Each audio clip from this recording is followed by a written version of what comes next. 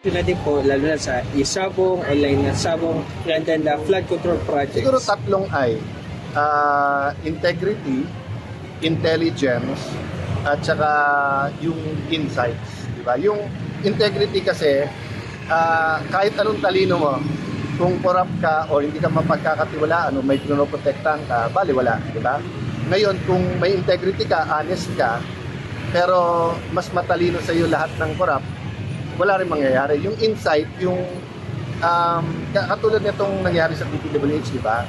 Medyo it's the best kept secret in the sense na ngayon lang pumutok. But it's not a secret, di ba? Nababalitaan nyo rin pinag-uusapan nyo rin sa mga programa nyo to Di ba? So, if the next ombudsman has these insights right away na baka sakaling nag-uumpisa pa lang yung corruption, pumilos na.